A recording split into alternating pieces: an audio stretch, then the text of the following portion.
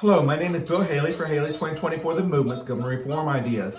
Now this video is going to be on there's monopolized representative societal oversight in sectors 6, 7, 9, 10, 11, and 13. Now what does that mean? Okay, we split all government power into 30 sectors. So these 6 sectors are going to have predominant power to do oversight or at the monopolized level, not so much at the competitive level. The competitive governance is still going to be very important. However, on these 6 sectors, it's going to be hard for competitive governance to do what needs to be done. Still a big part of it, but the sector board, monopolized sector board, is going to be highly important. But they do a more of an oversight versus governing. And everything they do will go through a competitive governance structure. So let's go through it real quick. Please subscribe to my YouTube channel if you have a chance, and I would really appreciate it. It really helps me get my word out there. Okay, here's a structure where we have first on the competitive governance side, you have that right here. And on the rating system side, you have that right over here. The rating system side, I'm not going to get into right now, but it gives high quality information from a wide variety of perspectives. Those wide variety of perspectives is roughly a dozen rating agencies per sector. You choose the one that you want to go with. So rating agencies are competitive governances that deal with just information, and then it can stop you from having significant negative externalities. So it stops the other people from having, and the regulation boards to not allow such low standards that you're harming people outside of what you're doing. Let's keep on going. There's a lot of examples of that. Anyway, so let's look at 6, 7, 9, 10, 11, and 13 and find out what's going on there. So here's a sector board.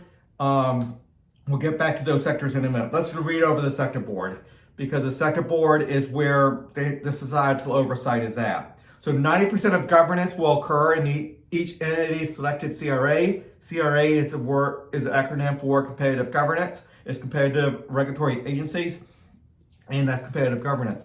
10% will be at the sector board level, and they still have to work through the competitive governments, but it's going to be important to understand that. CRA members elect legislative and judicial and judicial representatives and send them proportionally to the sector board. So your sector board is made out of representatives coming from your competitive governances, from the CRAs. CRA members vote on the top sector's board's executive. So the president, the governor, the mayor per sector. So there's going to be 30 mayors over all 30 areas of governance. Now, obviously, the commander-in-chief, not so much on the local level, but on the state level, is going to have some important powers for the state and obviously the federal government top commander-in-chief. We'll go over all 30 sectors in a little bit, but let's look at the ones that are really important. Sector 6, 7, 9, 10, and 13. I left out 11 on there because 11 is like halfway.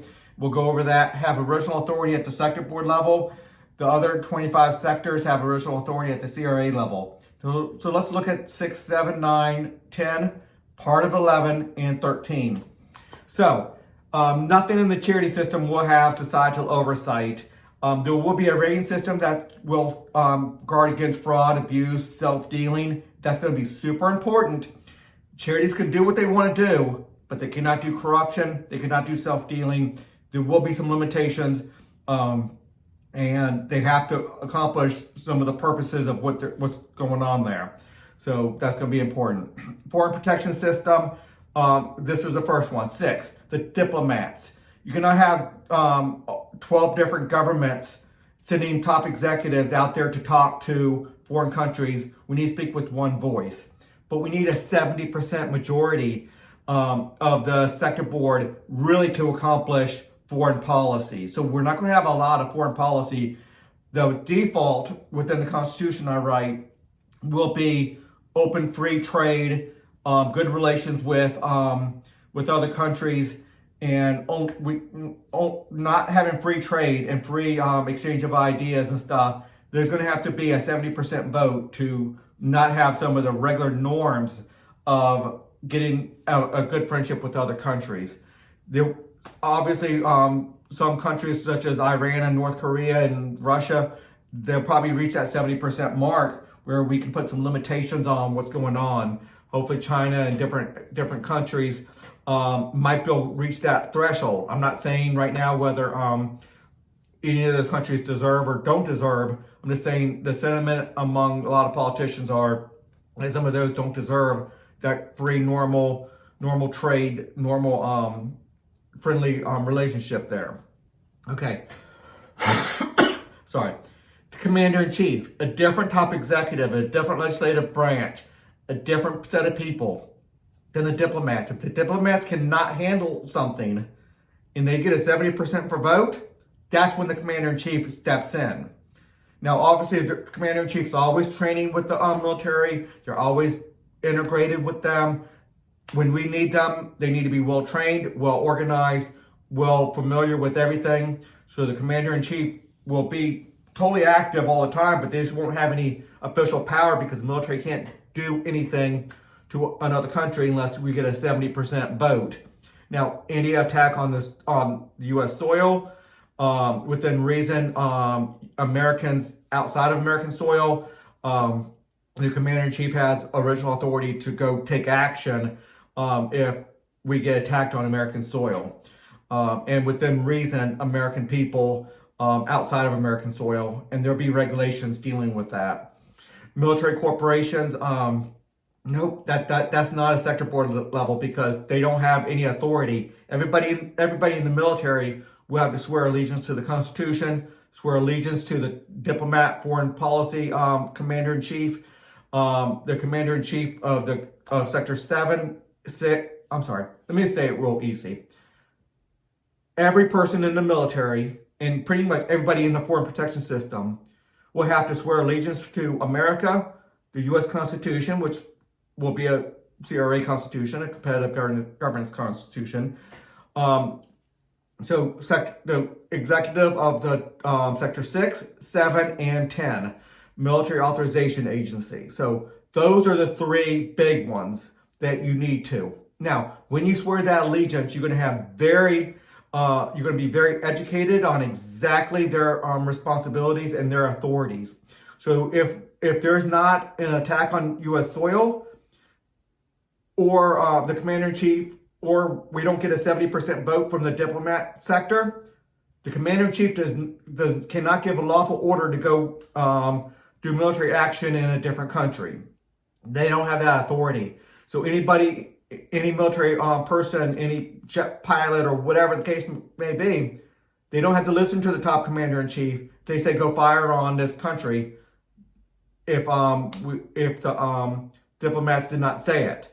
Unless we see clear evidence that it's within regulations, we're protecting American people or whatever the case may be, and they always have a person to go back to, a judicial department, other organizations to go back to, the military authorization.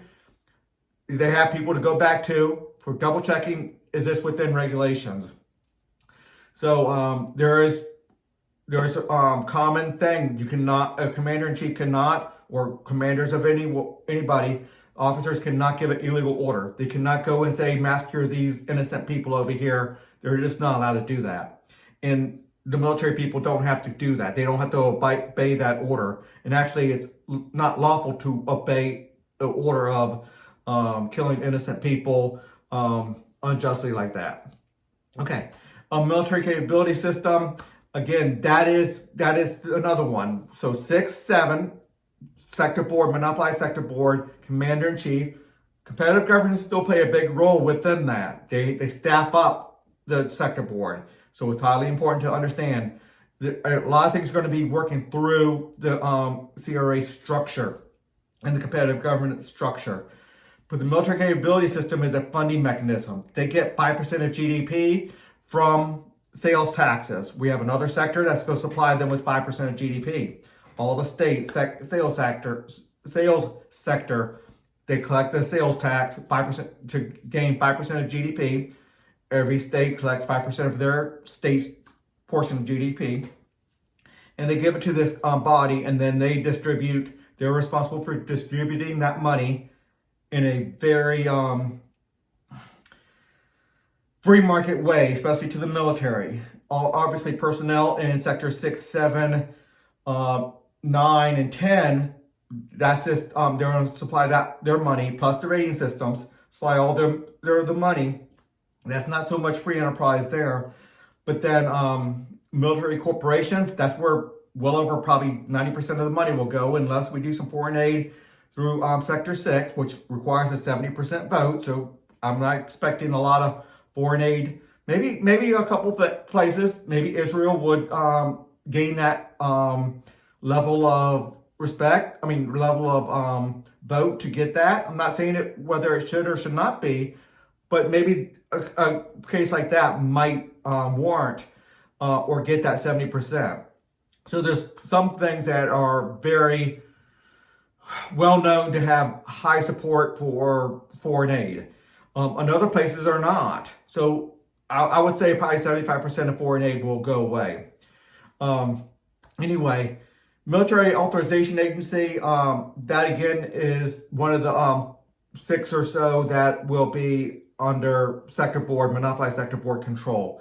Not so much competitive governance, even though competitive governance will play a big role.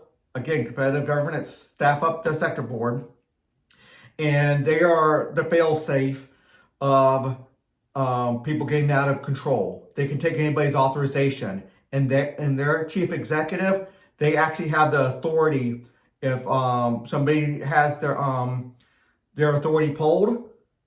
They have, and they don't want to give it up. They have the authority to order anybody in the military to go and deal with that situation of somebody not trying to give up that authority.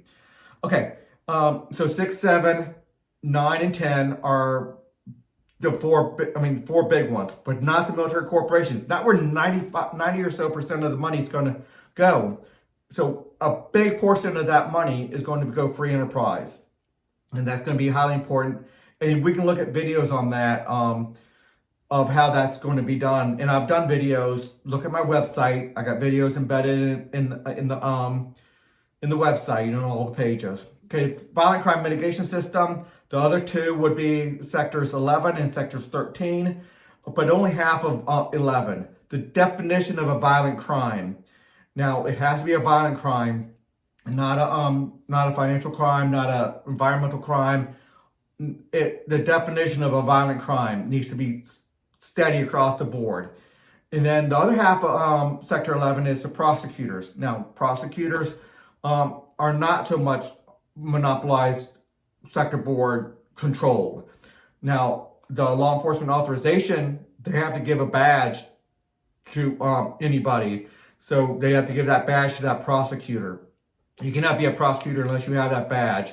So you have to be really well trained, educated, you have to have oversight, you have to have a lot of different things. You have to respect the civil liberties. If you are blatantly violating civil liberties, you're not getting better. The law enforcement authorization has the ability to take that badge, and they should. If you're not getting any better on that. Obviously, there's a play on, hey, I did a little bit of violations. We can't get rid of, if that was the case, you got rid of everybody who had a little bit of violations, there wouldn't be a cop or a prosecutor left. Obviously, they have to start, they always have to be getting better and not repeating their mistakes. Then law enforcement, a big part of the money for the violent crime mitigation system is going to be law enforcement. Probably well over half, if not probably 70, 80%. I'm not sure exactly. That whole sector will be going there. That's free enterprise almost all the way. But again, they have to respect civil liberties. They have to be able to get that badge, or they lose their badge.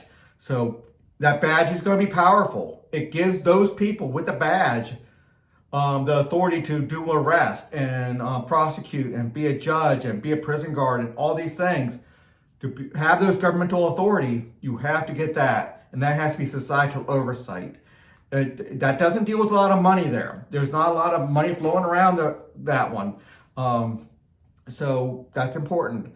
So those are the 6 that are done by societal oversight. That's or by sector board. Even the court system is going to be private sector to a very large degree. Again, very high standards on respecting civil liberties, or the law enforcement authorization can pull that badge. Same thing with prison. They can pull that badge if they start violating civil liberties. You have to be doing the right things. There's a full structure. The rating systems within each one of these, they can also deal with corruption, low integrity. They have a court system. So there's a system for taking care of problems out there. Anyway, let's go through the other 15 real quick. None of these will have a tremendous amount of authority at the sector board level. Probably less than 5%, and sometimes almost none. 1-2%, depending on the situation. Obviously, environmental, you can say the rating system is going to put limitations on how much pollution could be out there and the whole 9 yards, but it has to be a significant negative externality.